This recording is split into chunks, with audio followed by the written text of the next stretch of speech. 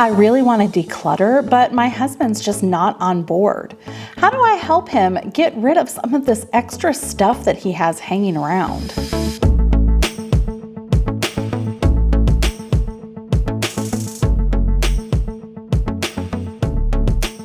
Hey friends, I'm Mary Beth with At What Cost, where simple living and deep faith go hand in hand. And today we're talking about a hot topic. So you may want to buckle up, friends, because this one may be hard to hear. Now I'm guessing you clicked on this video because you're looking for the magic answer of how we can get all of the people in our home on board with our efforts to declutter. And the short answer is we can't.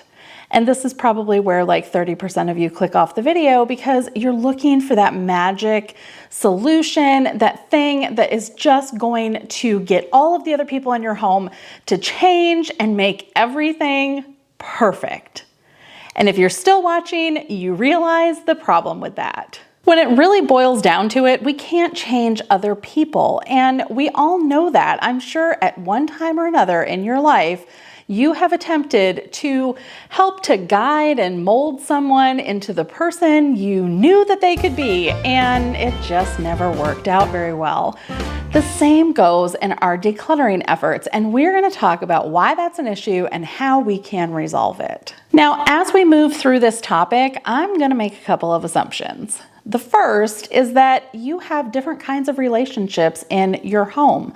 So you have a spouse or maybe a roommate, maybe you have children, and they all have different dynamics to the relationship. What we're going to talk about today is specifically this dynamic of our spouses and how we manage our household together.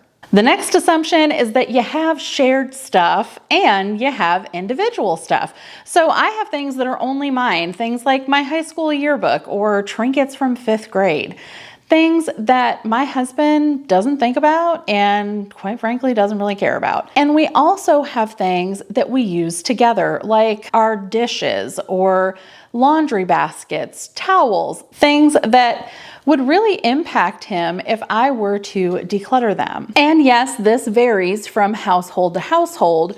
Only you can determine which things are really yours and which are the shared items. Now, the third assumption is that you respect all of the people that live in your home and you have a desire for peace and harmony throughout this experience. Now, that doesn't mean that there isn't quarreling. It doesn't mean that we don't get to hard places. It just means that at the end of the day, we value our relationships more than we value our stuff.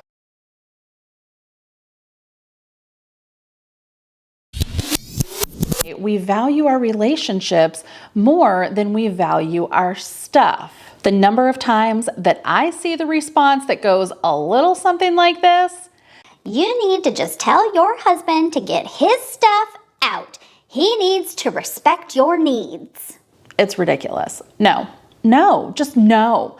We are not going to take that kind of approach. And it's a little ironic that often this kind of position is calling for someone else to demonstrate some level of regard and respect that the individual seeking it is not also willing to give. So now that all of the thoroughly offended people have exited the video, let's talk about how we can actually get past this barrier and get our homes simplified and under control, at least a little.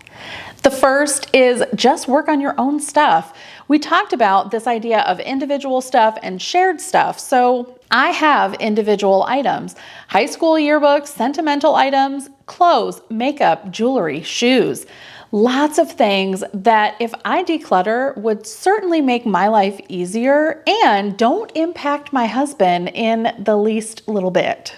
Now, that's not to say that he has not asked the question, are you sure you want to get rid of that? Yes, of course he has. We've spent money on these items or they've been given to us from someone. And for all of us, we may hold on to items for different reasons.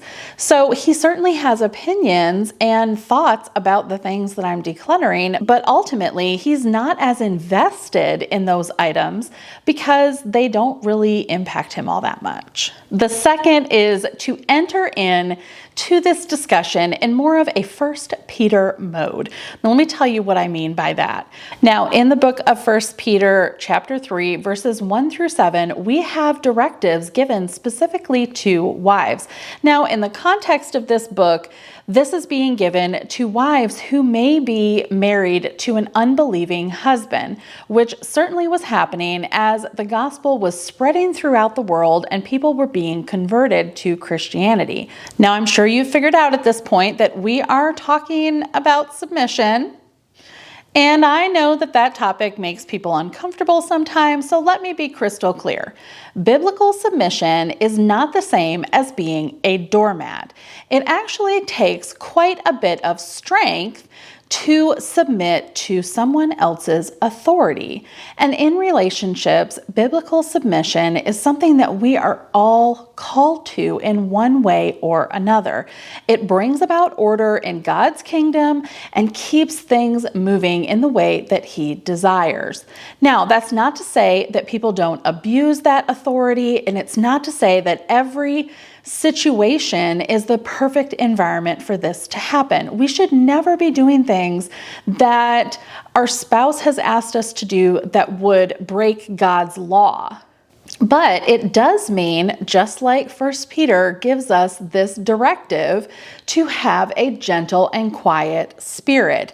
Now, before we go on about the being seen and not heard, that's not at all what this is talking about. Kathleen Nielsen describes this well in her book, Women and God. She describes this idea of having a gentle and quiet spirit really more so as not entering into discussions or relationships to be quarrelsome. Now, I understand this process of going through our stuff and deciding what to keep and what to part with can really get our emotions running high, especially if we are not on the same page as our spouse. If our spouses aren't ready to part with their things, that's okay. We can be understanding of that. They have just as much right to keep their own items as we do to get rid of ours. And there's a pretty good chance that you're like me and you have tried to change the dynamics in your home before. Maybe it's a laundry system. Maybe it's organizing your pantry, decluttering, Marie Kondoing, the list goes on and on of things that I certainly have tried, and ultimately they just didn't work for me, and I failed at it, and I didn't necessarily have the same level of trust with myself, and unfortunately, neither did my spouse. He kind of would think about some of these things as just another way that I was going out on a limb to try and make things better, and I wouldn't actually stick to it.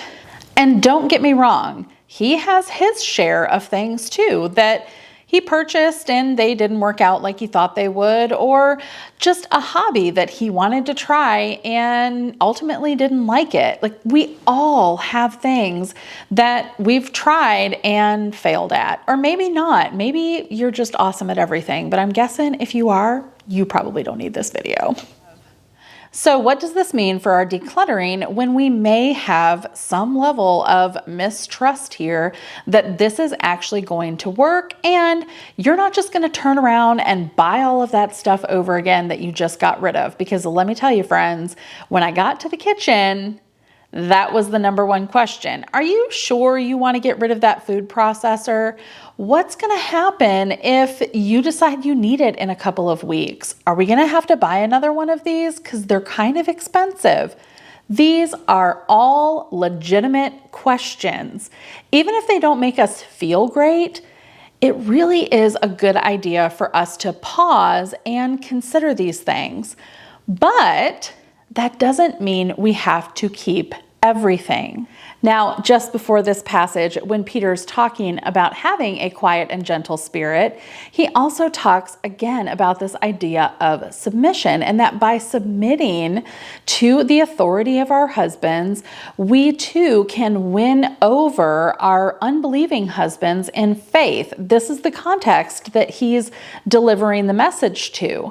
Now, the same can be true for lots of other things in our lives. If we go into this situation feeling quarrelsome and we're going to argue every point until we have won him over, let me tell you, friends, we're fighting a losing battle.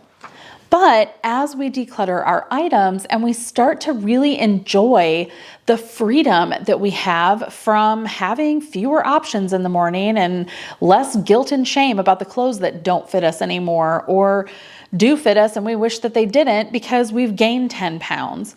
So having all of that freedom from getting rid of all of the extras, maintaining it, and being committed and persistent in this idea of simplifying our homes is really going to go a long way in winning over our husbands and getting them more on board.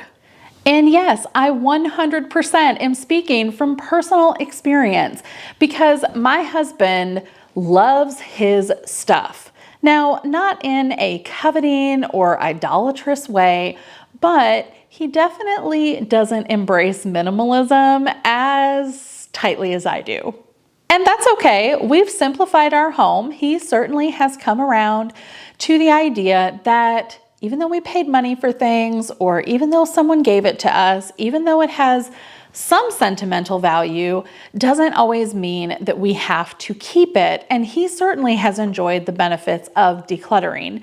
And now that we have actually decluttered about 80% of our stuff, he certainly is enjoying the benefits of a simplified home. It didn't happen overnight, and it did take some consistency and persistence on my end because, like I mentioned, I had tried several things before to try and get our home under control, or just other ventures that didn't actually work out. Having that consistent and persistent attitude in decluttering our home really gave him the confidence that I was making smart decisions about what I was going to keep and what I was going to pass along. And that I wasn't just getting rid of stuff to get rid of it, and I was only going to have to buy it again in a few weeks. And I know we all want some magical answer that's just going to fix all of our problems. And wouldn't it be wonderful if we could just find that and flip a switch and everything would be okay? But it's not really part of the process, and it doesn't have to be the worst part of our day. We can actually choose to find joy in some of these difficult situations as we continue on this road to simplifying our homes. Now, if you would like to see how I decluttered a lot of the different spaces in our home, you can click the playlist right up here. And of course, if you have not yet subscribed, I would love for you to do that. You can click the button right down here. It's totally free and it keeps you involved in everything here happening at the channel. Thanks for watching, and I'll see you in the next one.